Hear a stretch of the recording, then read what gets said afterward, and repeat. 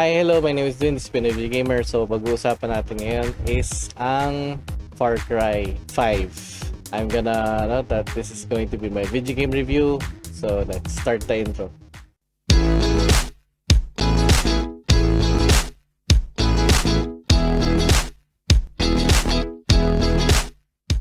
Okay, so, sa ano tayo? Far Cry. So, ayan, I finished it couple of weeks ago. I really enjoyed it. It's been a while since I played my last Far Cry game. I can't remember kung huli ko is yung Far Cry 2. Yung yata yung nasa desert or Far Cry 3. No. Hindi yung 3. Yung 3 yung may parang popular yung lead character nun or yung main villain. I only played Far Cry 1 and 2. And I haven't played yung the other games. Kahit yung 6, hindi ko pa nilalaro. Pero yun nga, since available sa Game Pass, I was excited to play it. I was actually curious about this kasi it's because of the game engine itself. Kasi yung game engine, naalala ko na to yung Crytek, kaya nga Far Cry yung pangalan ng game. Kasi it's based on the Crytek engine. Pero alam ko parang iba na to. They call it the Duina engine. Pero alam ko yung Duina engine is also based on the Far Cry, the original Cry engine. Pero it's already heavily modified to the point na siguro pinangalan to something else. So yeah, I was curious to see how it performs. I know you are in pain. The Lord giveth and the Lord taketh, huh? You're not the only one to be tested. The story itself, walang connect sa original Far Cry games. This stands on its own. Parang Final Fantasy ba? So, parang Final Fantasy, parang each Far Cry has its own storyline. This one stands on its own. It focuses on this deputy. You're unnamed. Wala kang character background. You are completely a blank slate. Yung character mo. It generally focused dun sa main villain and yung setting niya na kasi yung villain is cult leader, so it's set within this particular cult na yun nga, may obsession sila, in a sense protect the people, at the same time killing people off who don't believe in them. So medyo extremist yung yung religious beliefs sila. So it is fascinating at the same time. It's scary yung dating ng villain, yung kalaban. Although from what I've heard, this is not one of the best villains. But I do get it. I do understand the complications of this kind of character. Kasi nga, a religious extremist, you really can't convince a religious extremist to look the other way, to be open or to see the situation. Kasi nga, they believe one thing. So, ayun, I like the idea. It immediately tells you that it's not gonna end well. So, which is pretty much common sa Far Cry, I suppose. I'm not so sure with some sa Far Cry 6, pero a really 50-50 or bad ending is usually the case pagdating sa Far Cry. So yun nga, walang focus sa character mo. It's always focus sa sa villains ng story. Throughout the game, you'll get ideas of who this character is and yung mga kapatid niya. Kasi mga kapatid niya yung parang mga lieutenants or generals niya. So yung game nga will focus on Joseph Seed and his religious cult family. Tapos yun nga yung mga mga general na kinakalaban mo is basically yung mga minions niya, the believers.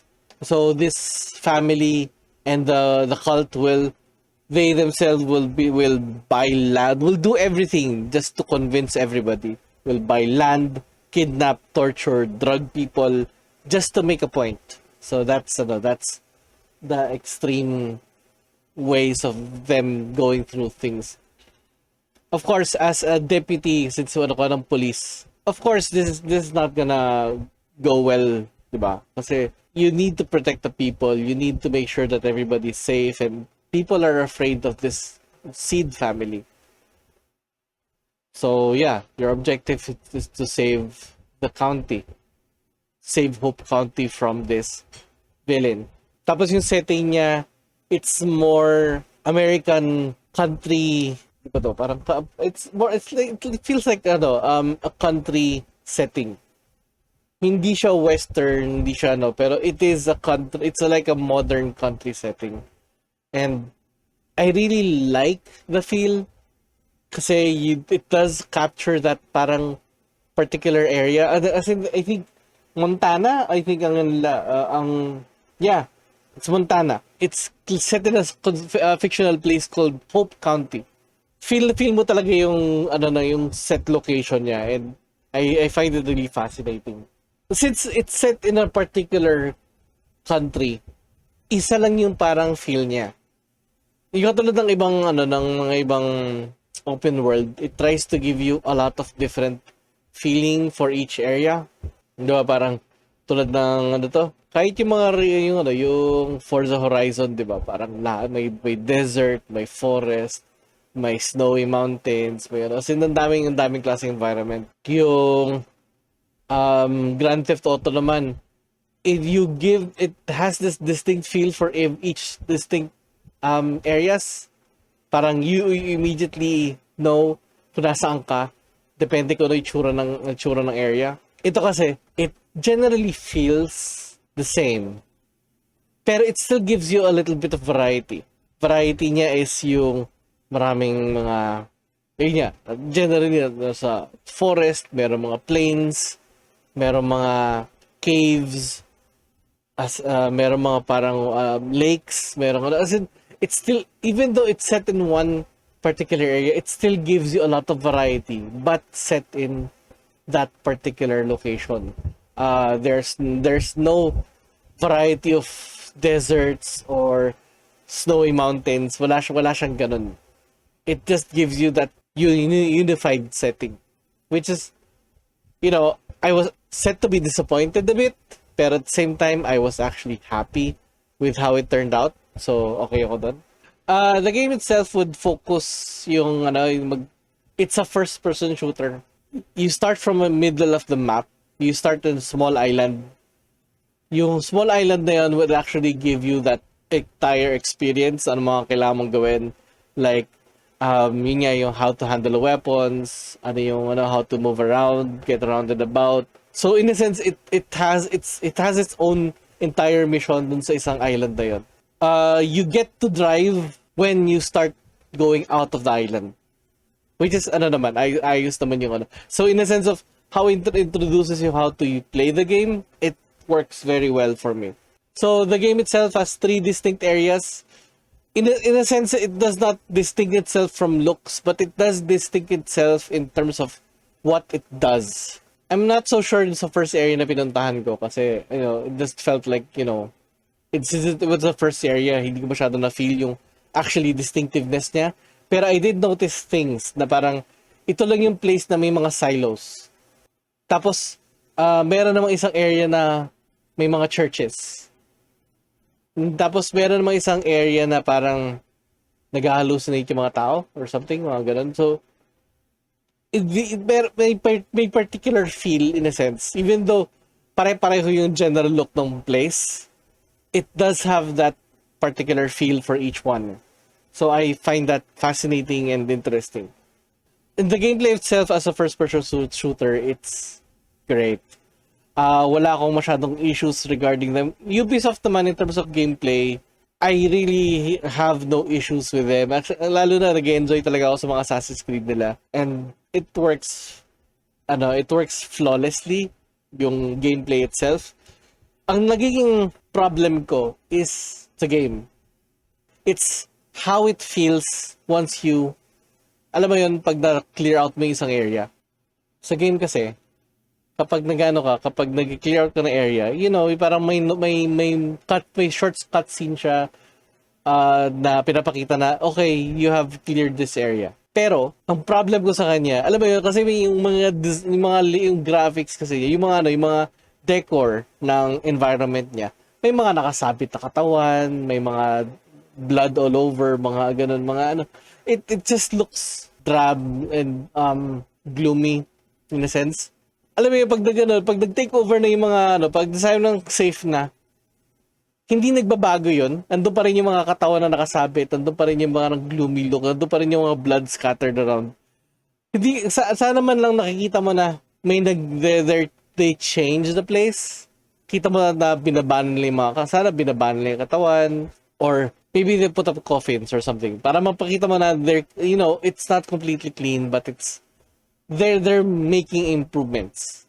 I have to add siguro yung yung missions ng game, yung mga objectives mo, yung mga side quests niya. There are a few na nag-enjoy talaga ako. Pero most of them, yung pakiramdam mo sa side quest, talagang literally side quest talaga siya. There are only a few that really stood out to me. Tulad ng parang there's an alien thing quest. Pero at the same time, parang ang konti niya masyado.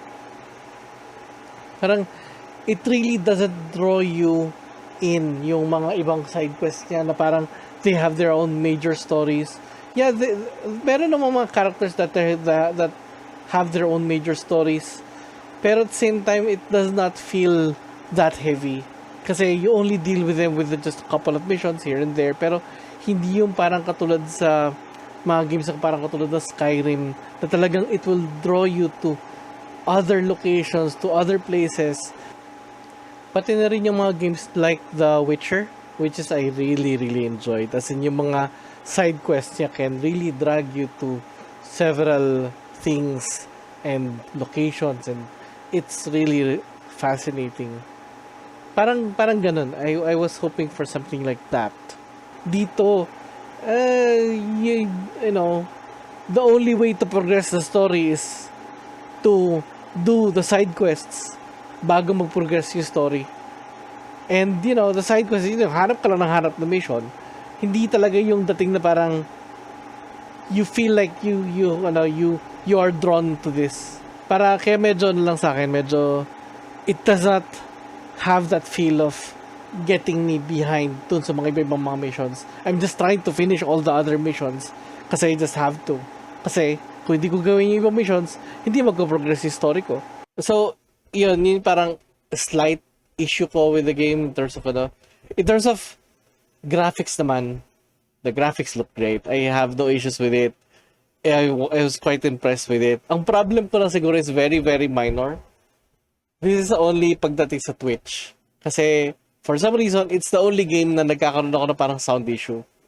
Na nagka-cut off siya in recording the game. Pero, I don't think most people will play Twitch, will use Twitch while playing the game.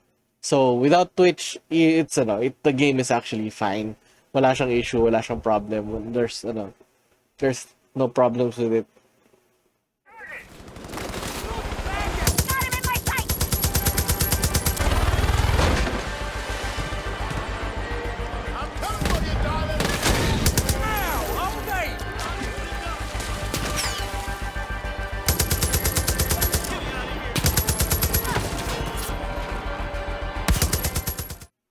I really can't say how it feels sa ibang console kasi laro ko lang to sa Xbox Series X and it plays flawlessly. I think if I remember correctly, it plays in 60 frames per second and it works great. I enjoy it a lot. Wala akong issue. It plays very, very smooth and I enjoyed it a lot. By the way, ang nakakaaliw din yung variety ng mga variety ng vehicles kasi nga sa start pa lang ng game actually, maano ka na ma-expose ka na dun sa ang tawag dito? Mga eroplano, mga ano. You start with a small car, pero you're given immediate access sa whatever that's laying around. Ang wala lang siguro immediate access is basically vehicles with weapons. Pero in general, you can pretty much go anywhere. Although, nga pala, that's also another thing that I like. You can go anywhere in the game. And I really, really like that kasi walang lockout area. Although, merong particular place dito that you just really can't get into. Sa story ng game, parang you're so kind of hypnotized not to get in the place. Pero, in general, the entire map is highly accessible. There's nothing really locking you out. So, in a sense, pag start ng game, paglabas mo ng island, starting island, it's really your choice where to go, which is I really, really like. There's no limitation where you're going. Ang limitation mo lang is yung sarili mo. Each area pala will have this parang meter. Parang ano siya, parang minimum requirement for experience points. So, yung experience points mo depends on ano yung ginagawa mo. Ano yung ginagawa mo for particular saving a person, saving this town, or saving this particular building. It always, yung killing villains or opponents doesn't automatically give you that. You have to do something for the town to give you that experience points. Pag naabutan mo experience points na yon, it will trigger na tapos na yung isang particular area. Also, meron mga points na once you get a certain number of experience points, or you get hunted. Parang magiging one hit ka lang. Pag naging one hit ka, you get to a cutscene and you continue the story. So, another issue that I find in the game is that I feel like, so in terms of the story, it feels like Joseph Seed, yung main villain in the game, feels like a really kind of parang forgiving character. He's like kind of forgiving to your character or to my character. Kasi, kasi with all the violence and how drastic things are sa situation, yeah, parang it's really violent in terms of what they do to people. Pero pagdating sa character mo, he really generally lets you go. In terms of the story, there's a reason for it. Parang sinasabi nila na parang you're destined to do this. Pero it just feels a little flawed. So in terms of the story, I like the idea of the villain kasi there's no solution to it. Pero at the same time, it just felt lacking in terms of how they the developers handled your own character. Pero in the overall sense, it does make some sense to it once na alam mo siya. Pero at the same time, alam mo yan, sa ending mo lang siya parang pindating sa akin. It's remember, this reviews is a personal opinion. I can't say na I could write something better. Pero it just felt na, yeah, it could have been. Yung progression niya, it's like, I can't say it's like an RPG kasi hindi naman siya number based yung mga yung progression niya. Pero you earn particular points that you can distribute yung points mo to get other skills. And I like na meron kang companion. Meron kang two general companions that I really may particular set of skills sila. You don't get access to two characters immediately. You get access to one once you get through a storyline, and you get access to two once you get to another point in the story. Tapos you can get some extra people, pero yung extra people na to is kind of locked into a storyline or area. So you can have actually, I think, 5 people with you, and that is interesting to me. I find that fascinating. I really enjoyed that part kasi it feels like you're going into a battle than just being yourself. And yung mga kasama mo is really helpful kasi they keep you alive as much as possible. You know, for sure you're not gonna go through a battle na safe. So, meron mga times mamatay talaga ako, magre-reset yung game. Magre-reset yung level, yung save point. Pero I like na merong once you're down, you have a few seconds na parang pupuntahan ka ng NPC para is-rescue ka. You just stick together as long as you're together and you keep each other alive, and you'll be fine. You'll do okay. Pero nga, still make sure na you guys are safe. Tapos reliable pa sila pagdating sa ano, lalo na yung mga yung dalawang NPC, as long as they're not animals. Meron pa lang animals sa NPC na ano yun, meron ano to? Merong cheetah? Hindi ko lang sa cheetah yun, no? Lion, lioness, a bear, and the dog. At yung tatlong yun, hindi sila pwede sumakay ng sasakyan, hindi sila pwede mano ng weapons, pero they are very reliable. Yung mga NPC na mga human NPCs, maasahan mo sila mag-drive.